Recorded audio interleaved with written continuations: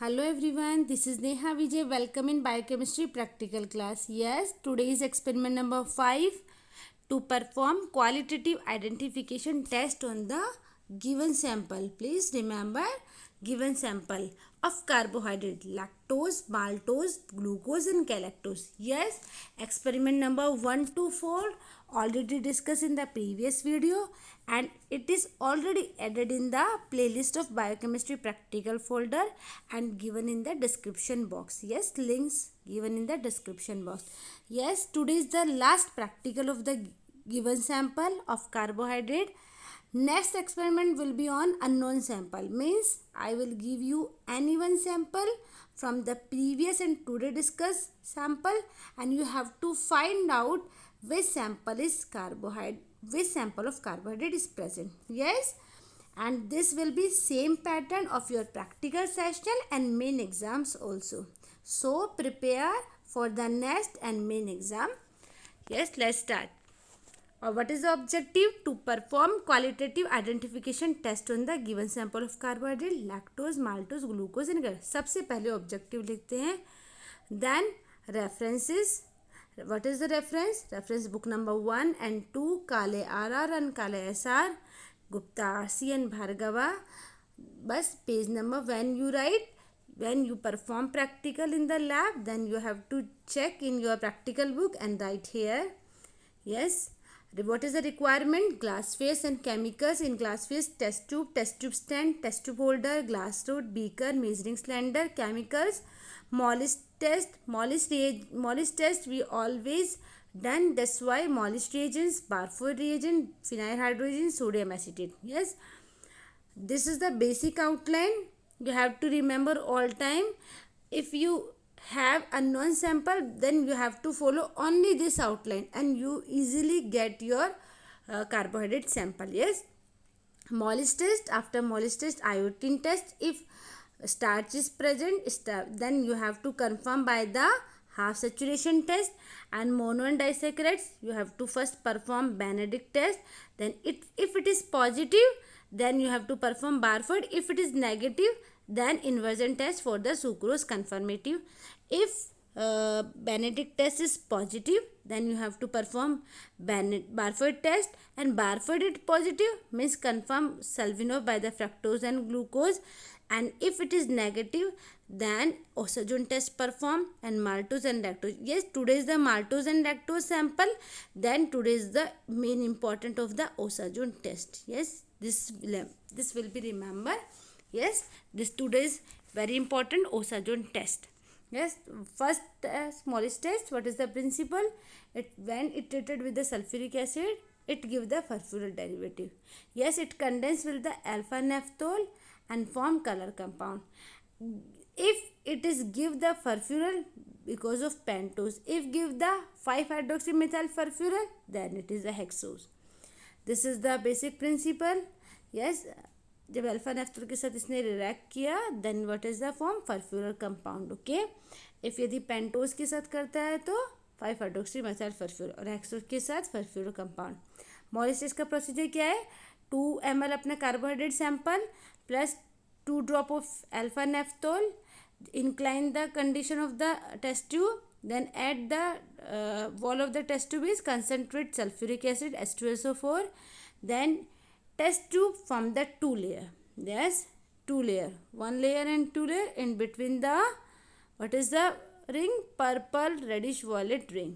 Interpretation क्या है? This is the sensitive test and this is positive for all type of the carbohydrate. If it is oligosaccharide and polysaccharide, first hydrolyze into the monosaccharide, then it give the test positive.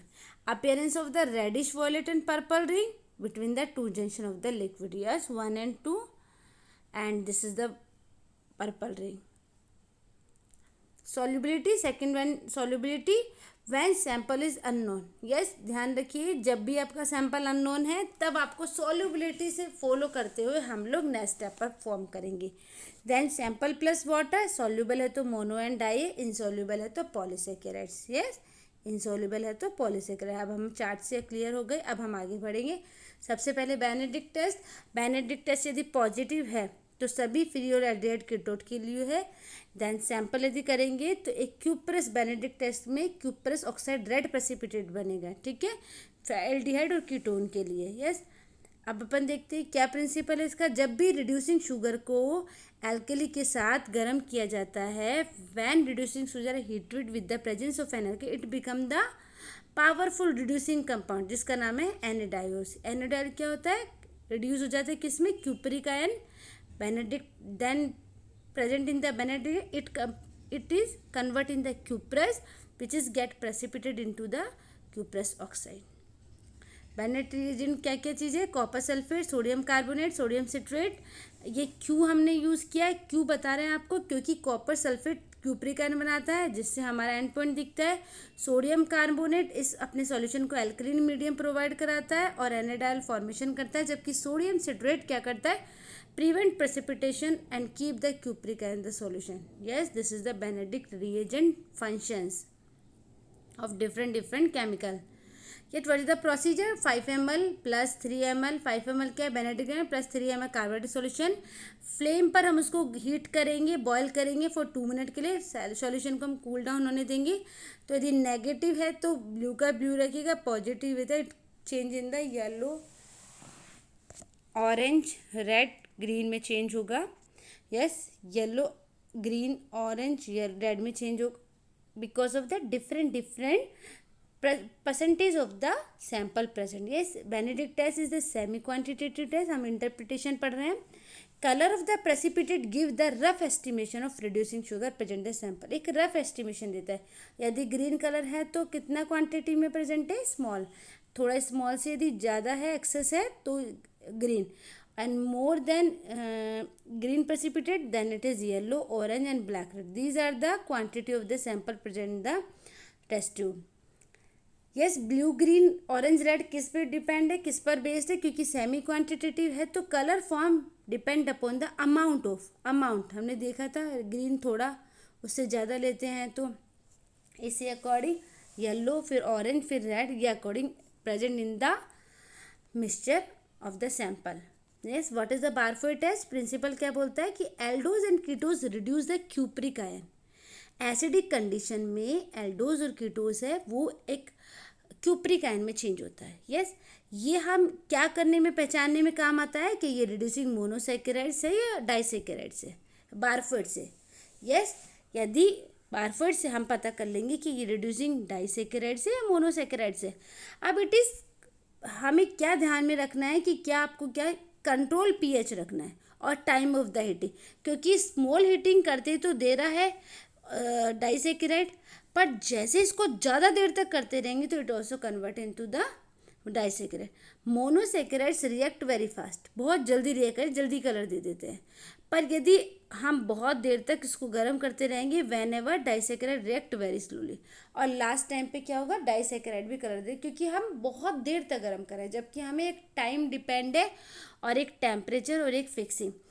Barford reagent वो किस किस से मिलकर बना, तो देखिए 3% solution of neutral acidic solution, किसके अंदर 1% एसिटिक एसिड। ये हमने देखा था कि क्यूपरिक ऑक्साइड में चेंज हो रहा था जिस वजह से इसके अंदर जो कलर्स आ रहे थे। 2 ml हमने प्रोसीजर क्या है कि 2 ml Barford reagent plus 2 ml आपका कार्बोहाइड्रेट क्या करेंगे, बॉयल करेंगे फॉर 3 मिनट तक, फिर कूल करेंगे रनिंग वाटर, मतलब टैप को हम चलने देंगे। देन हम ओवर हीटिंग हमको अवॉइड करना है, क्योंकि monosaccharides give the fast colour and disaccharide is the giving the slowly. Yes, यदि बारफोर्ड नेगेटिव है तो नो एनी रेड पीपीटी, यदि पॉजिटिव है तो रेड पीपीटी परफॉर्म।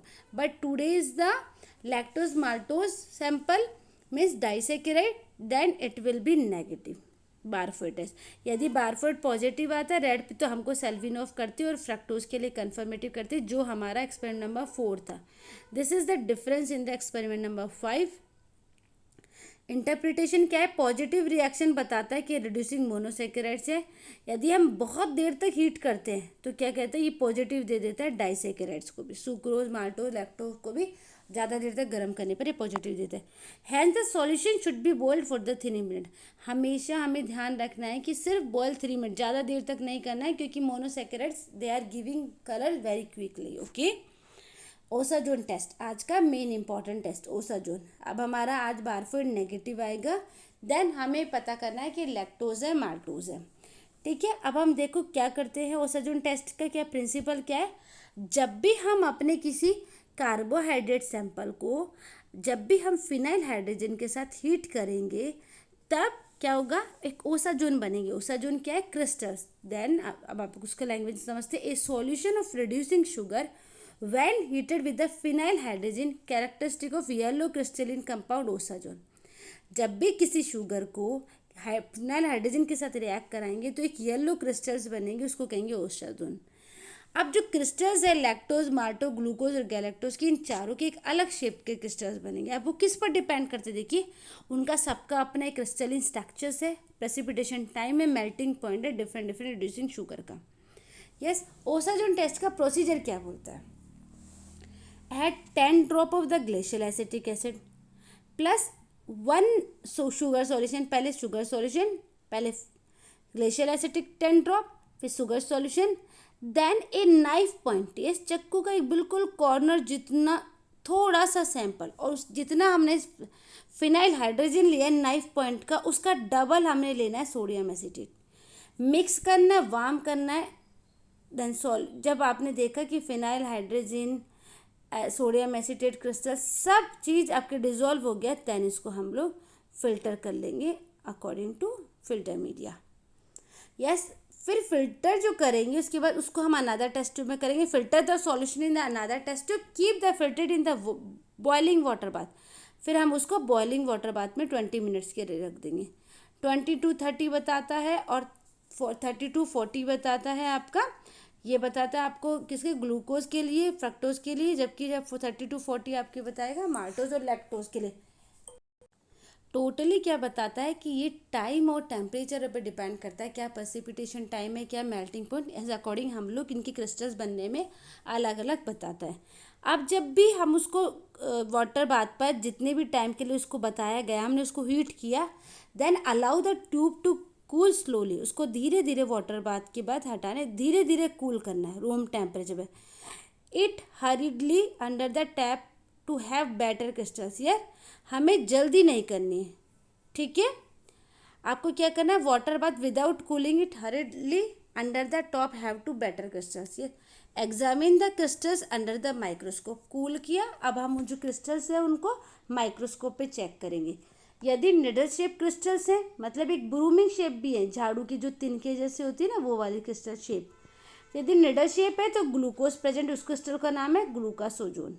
यदि आपके रोम्बिक प्लेट जैसी बनी हुई है तो वो किसको बताते हैं, गैलेक्टोज को प्रेजेंट बताते हैं, उन क्रिस्टल्स का नाम है गैलेक्टासोजोन। यदि सनफ्लावर शेप की क्रिस्टल तो माल्टोज है, उन क्रिस्टल को बोलते हैं माल्टोसोजोन। यदि पफ शेप क्रिस्टल्स है तो वो लैक्टोज के, तो हम इसको बोलते हैं लैक्टासोजोन।